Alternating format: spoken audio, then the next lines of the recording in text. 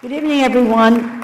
It's always an honor to be here. It's a special treat this evening to be introduced by Andy Card, Mr. Secretary, a member of the political scene in Massachusetts before he became the Chief of Staff to President George Herbert Walker Bush. What a wonderful president he was, and we're so proud that he's still thriving in Maine now for the summer. But Andy, you know how much high regard I have for you, so sometimes he'll say, don't say how much regard you have for me, because I was the Chief of Staff to a Republican president. But Andy commanded respect across the aisle. Thank you, Andy, for your leadership, and it's very exciting for all of us that you're now the chairman of the National Endowment for Democracy. It's wonderful to be here, of course, with Carl Gershman.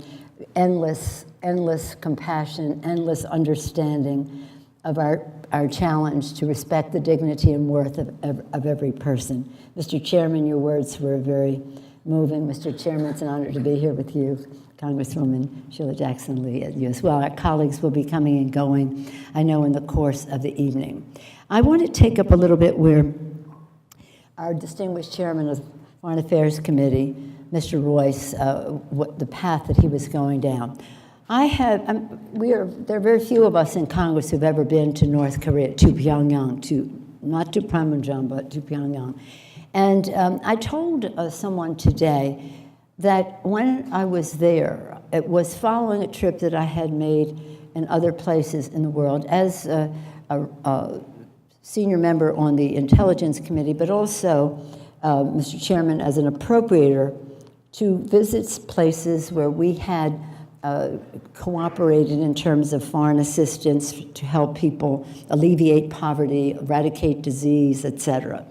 And I said, I visited some of the poorest places in the world, in Africa, in Asia, in Latin America, all in the Caribbean, all over Haiti, all over the world. I've seen the most sad poverty, to the point where I would say, God, where are you? Turn your face here. See your creation. These people need help.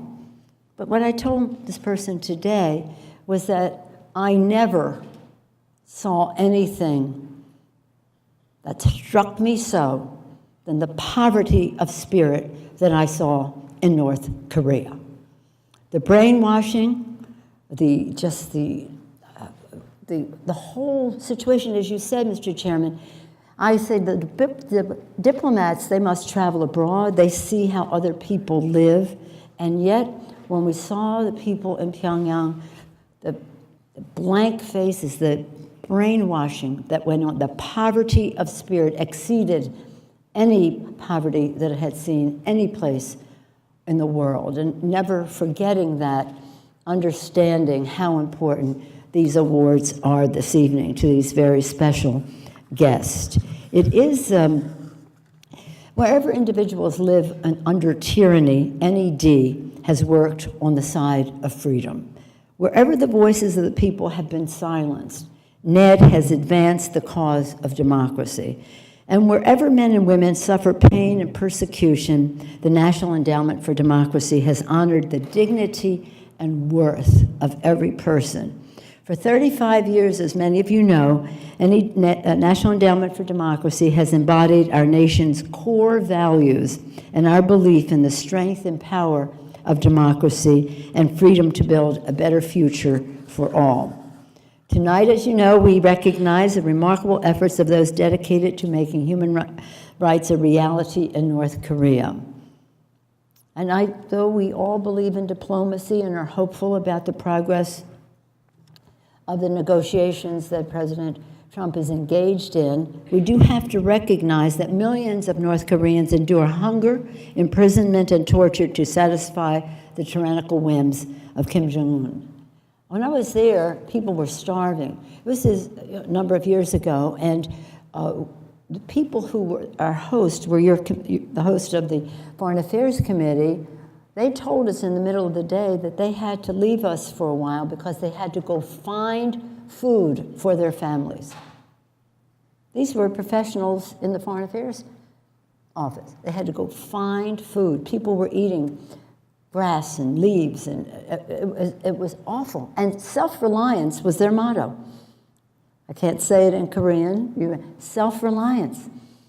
self-reliance, and they could not feed their people. They would get shot if they just took one corn on the cob, one husk of corn. The horrors suffered by those living under this oppressive regime are a stain on the conscience of the world. This is one of the last of the really closed societies. I mean, we see human rights violations many places, but this closed place. But the perseverance of the honorees tonight inspires us in our mission to champion the inherent dignity of every person. And the administration continues to talk with Kim Jong-un. We must seize this moment and demand that human rights remain central to the negotiations. We cannot rest until we know we have done everything in our power to advance the rights abroad that we cherish so deeply at home. I do believe that we lose all moral authority to talk about human rights anywhere if we don't talk about human rights everywhere, especially when we're in the midst of a negotiation.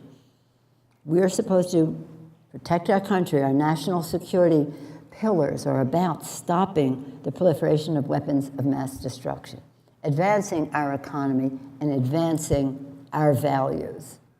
And these values are so tested at times when diplomacy or commerce enter the scene. And so we must recommit to protecting fundamental freedoms, respect for the rule of law, freedom from political persecution in North Korea this evening and around the world. So I congratulate tonight's honorees and thank you for your tireless work and leadership in the vital mission. That would be the Citizens Alliance for North Korea Human Rights, Now Action and Unity for Human Rights, the Transitional Justice Working Group, and Unification Media Group. I know our colleague, Chairman McCall, will be recognizing our honorees. I see we've been joined by Congressman Castro. This is one place where bipartisanship reigns supreme, the sharing that we have in the respect for the dignity and worth of every person. So we thank Carl Gershman for his leadership for so very many years. Seems boundless, never burns out, a boundless source of energy in this fight for human rights across the world. And we welcome the great leadership of Secretary Andy Card. Thank you for sharing your leadership, your energy, your time, your enthusiasm. And I know you have many calls on it with the National Endowment for Democracy. Thank you all so much for the ability to share a few thoughts with you.